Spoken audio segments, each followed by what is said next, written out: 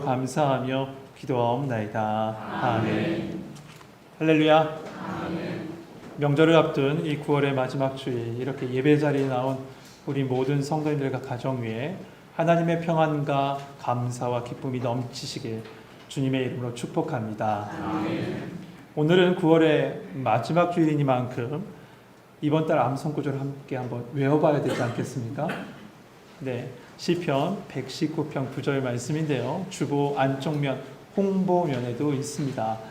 함께 한번 읽고 한번 외워보시죠. 시편 119편 9절 말씀, 청년이 이렇게 시작합니다. 시작. 청년이 무엇으로 그 행실을 깨끗하게 하리까? 주의 말씀만 지킬 따름이니이다. 아멘. 어느 사회학자가 이 어린아이에게 물었답니다. 너는 뭘 먹고 사니?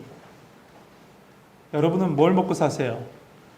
혹시 이슬만 드시고 사시는 건 아니시죠? 근데 이슬에도 여러 종류가 있긴 하더라고요. 예.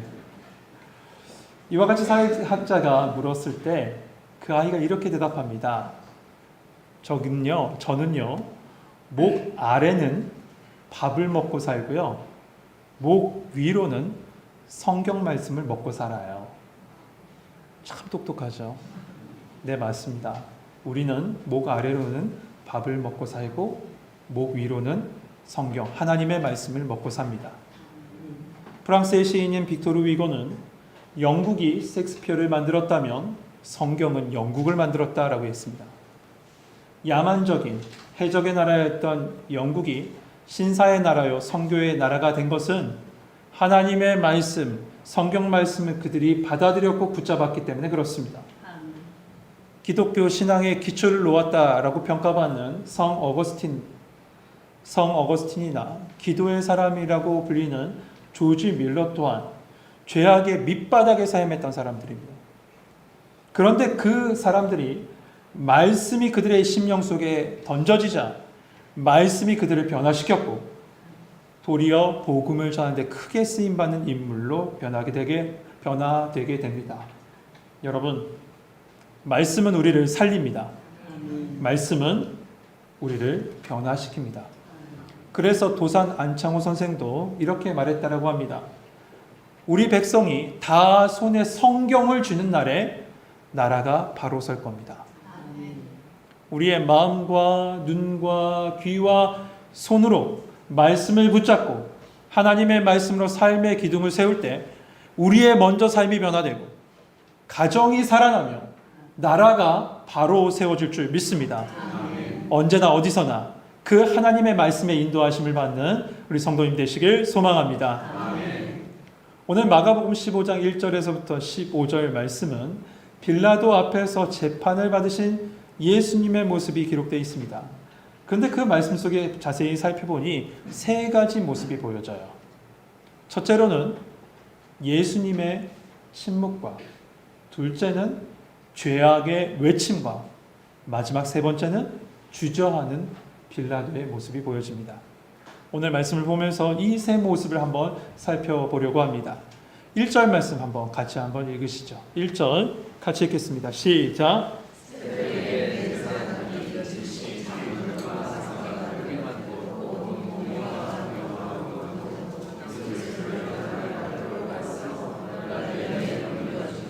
아멘. 예수님께서 잡히시던 날 밤 대제사장의 관저에서 이 비공개로 열린 산헤드린 공회에는 예수님을 신성모독죄라고 이야기하며 예수님에게 사형을 언도합니다. 우리가 지난주에 보았던 말씀이죠. 그런데 밤에, 그것도 비공개로 열린 이 공회, 산헤드린 공회는 불법이었기 때문에 자신들이 선고한 그 사형 선고를 정당화하기 위해서 이 산헤드린 공회의 사람들은 다시 새벽에 모여서 그 선언을 공식적으로 선포합니다. 그리고 예수님을 결박해서 빌라도에게 끌고 간 겁니다. 여러분, 그런데 1절에 보면 새벽에 라는 말씀으로 시작하죠. 그 새벽에 라고 번역된 단어가 마가복음 1장에도 똑같이 나옵니다. 마가복음 1장 35절에 보면 새벽에 아직도 밝기 전에 예수께서 일어나 나가 한적한 곳으로 가사 거기서 기도하시더니, 여러분, 예수님께서 그 새벽 시간에 뭘 하셨다고요? 맞습니다. 기도하셨어요. 그런데 하나님의 아들이신 예수님도 그 성부 하나님의 뜻을 위해서 그 새벽 시간에 기도하셨는데, 그런데 하나님의 말씀을 잘 안다라고 하고 말씀을 기록하고 말씀대로 살아가고 행한다라고 하는 이들이 그 새벽 시간에 뭘 하고 있었습니까? 하나님의 아들을 죽이는 일을 그 이른 새벽부터 하고 있었던 거예요. 이 모습은 더럽고 어둡고 악한 그런 일을 신속하게 행하는 죄악된 인간의 모습을 그대로 보여주고 있는 겁니다. 이들은 그러한 이 속의 마음을 감춘 채 이른 새벽에 빌라도에게로 찾아갑니다. 여러분, 로마는요, 이 식민지 지역을 다스릴 때 그곳에 많은 자치권을 줬대요. 이 유대 지역도 마찬가지였어요. 유대 지역에도 많은 자치권을 줬어요. 하지만 한 가지 허락하지 않은 것이 있으니 그것은 바로 사형을 집행할 권한은 그들에게 주지는 않았습니다.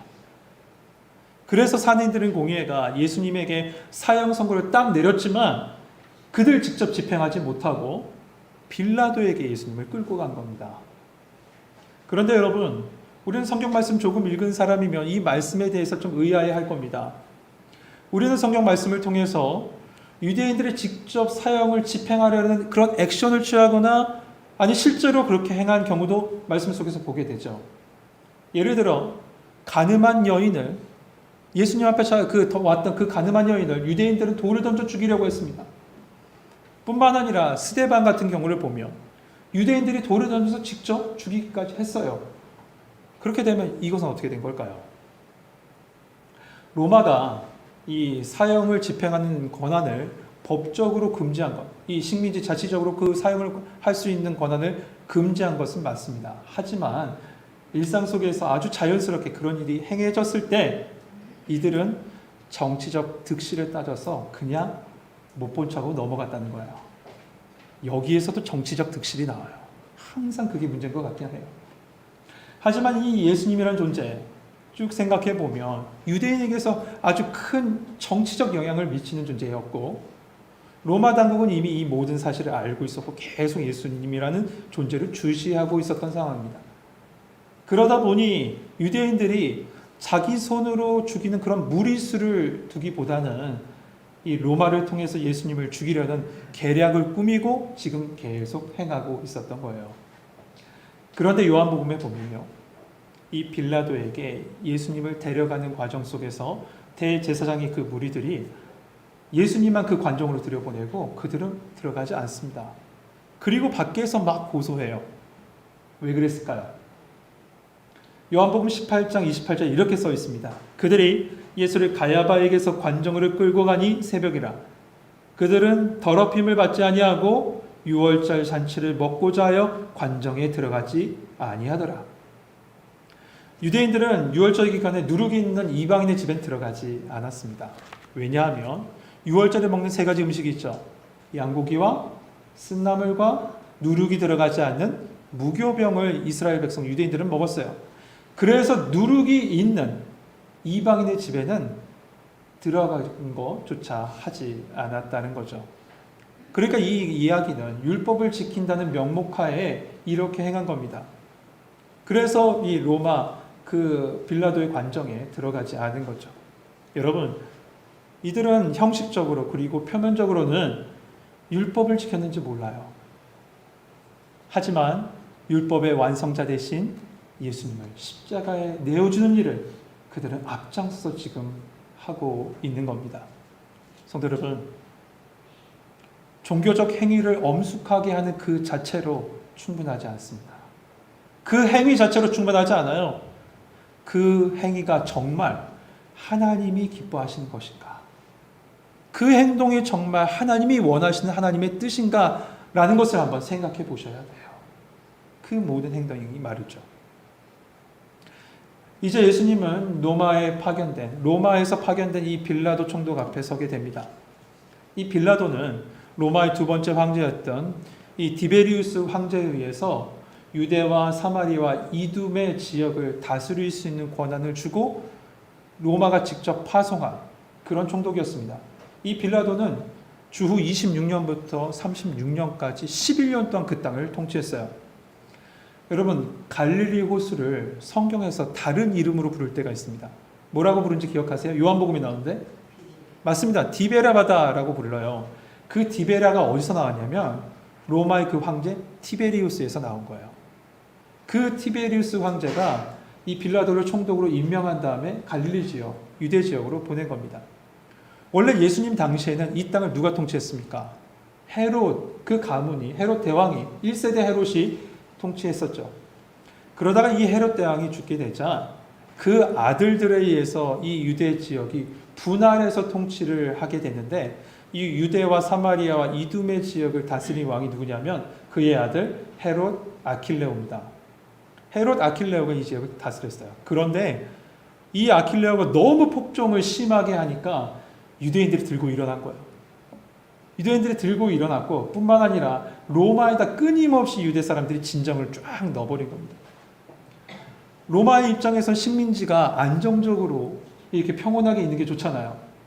그런데 계속 이렇게 상소가, 진정서가 쭉 올라오니까 로마는 이 아킬레오를 그 권좌에서 쫓아냅니다. 그리고 로마에서 직접 총독을 파견한 겁니다. 쉽게 이야기하면 이렇게 얘기할 수 있겠죠. 체인점으로 운영했던 이 지역이 직영점이 된 거예요. 그리고 본사에서 직접 매니저를 그곳에 보낸 거죠. 그가 바로 지금 빌라도인 겁니다. 그 빌라도가 예수님께 묻습니다. 2절 말씀에 빌라도가 묻되 내가 유대인의 왕이냐? 그러자 예수님께서 대답하세요. 내 말이 옳도다. 누가복음에 보면 예수님을 대제사장의 무리들이 빌라도에게 넘겨줄 때 이런 항목으로 넘겨줍니다. 이 사람은 로마의 세금을 내는 것을 거부했습니다. 그러면서 스스로 유대 왕이라고 선포한 사람입니다. 한마디로 정치적 반란꾼입니다 라고 하면서 이 예수님을 고발합니다. 그래서 지금 빌라도가 이렇게 물어본 거예요. 네가 정말 유대인의 왕이냐? 예수님을 향해서 네가 정말 유대인의 왕이냐? 라고 물어본 거죠. 그때 예수님께서는 그렇다, 아니다 라고 답하신 것이 아니라 내 말 그대로다. 나는 더 이상 말할 필요가 없다 라고 말씀하시면서 예수님께서 진정 왕되심을 그 순간에 선포하십니다. 다만 유대인들이 생각하는 그런 정치적 메시아가 아니에요. 예수님께서 왕되심을 선포하셨던 건 이거예요. 하나님께서 언약하신 영원한 생명을 주시는 만왕의 왕으로서 예수님께서 이 땅에 오셨다는 겁니다. 할렐루야. 아멘.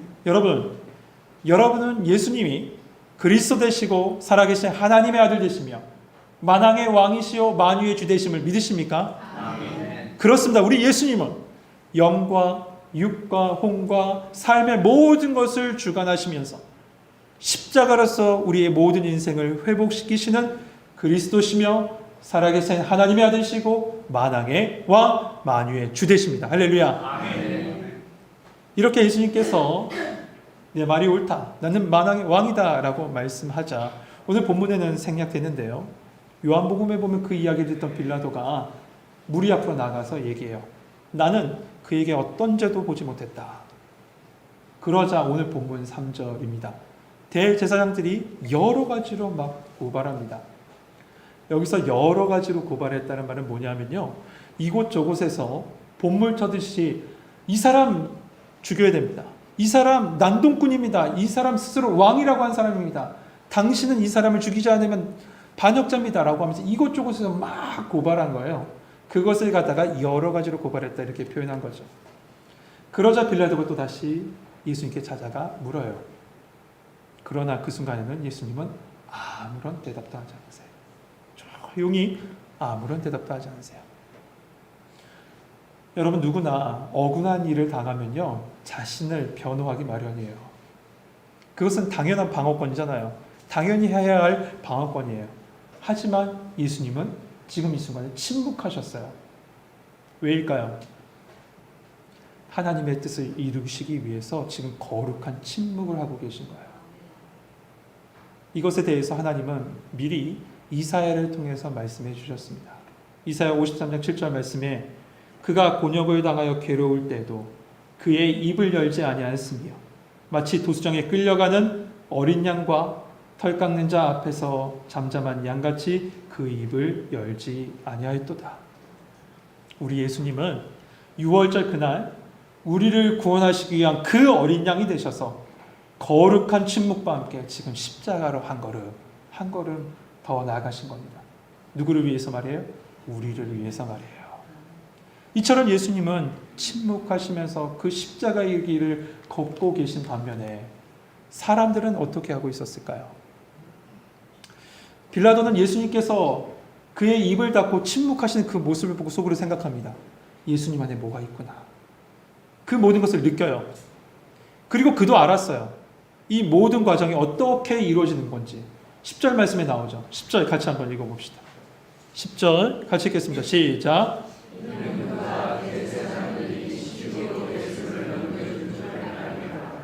아멘. 지금 이 상황이 대제사장의 악의적인 그 음모와 비방으로 말미암아 초래된 모든 상황이었던 것을 빌라도도 알았습니다.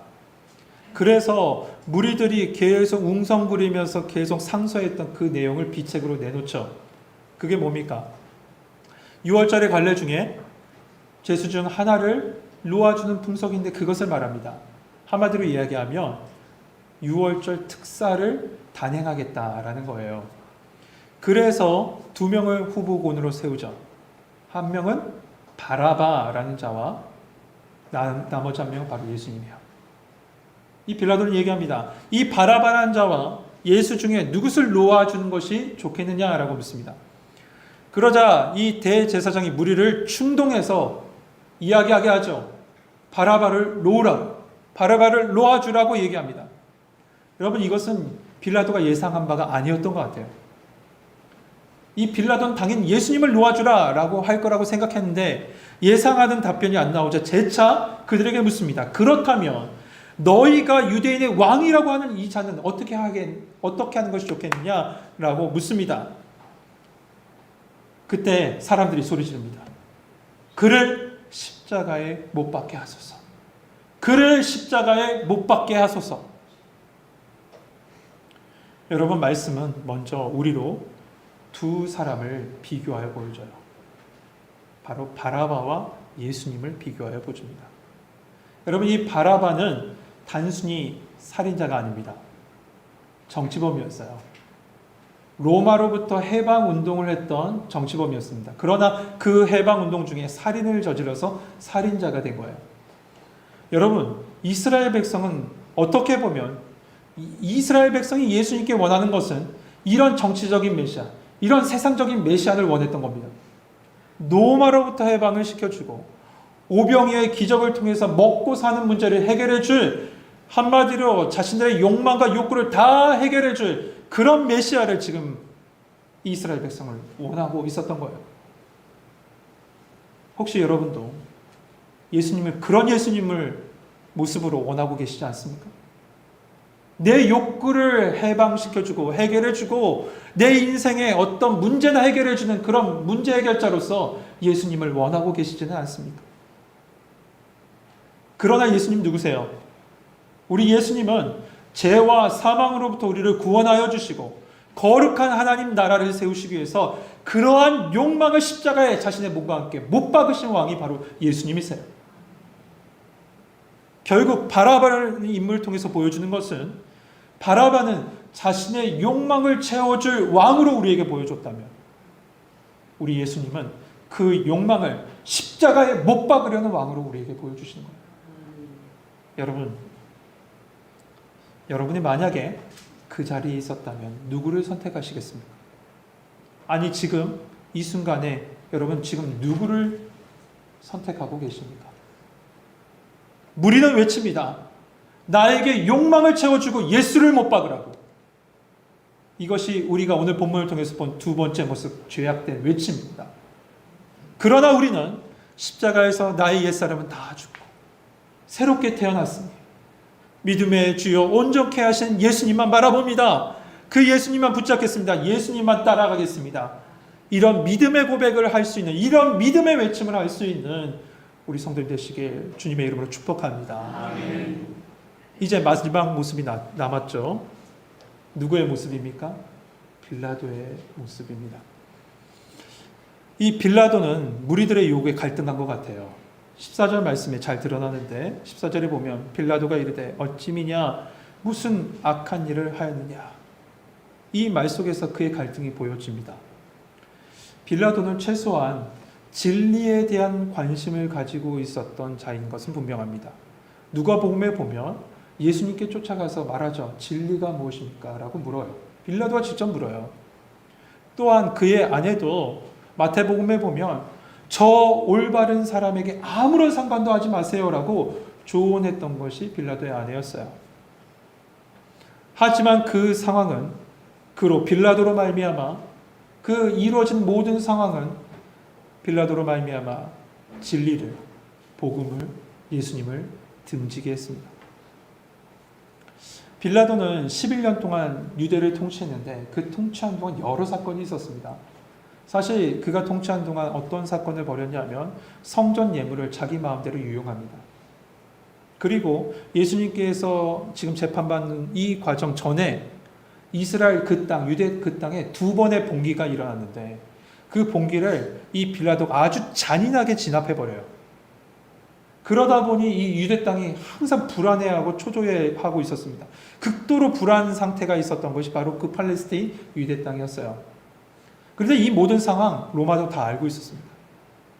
그래서 아까 전에 말씀드린 그 로마의 황제 티베리우스가 엄중한 경고를 내렸다라는 기록이 따로 있습니다. 빌라도에게 말해요.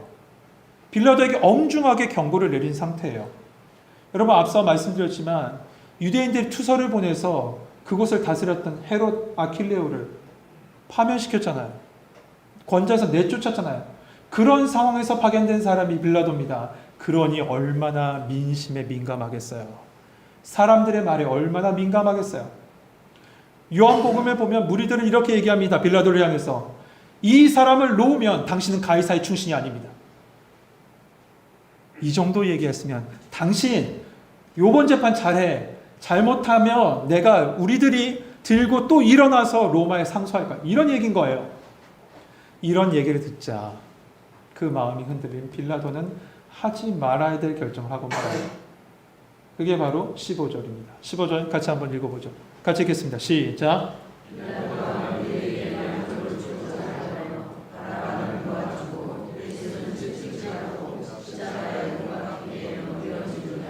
아멘.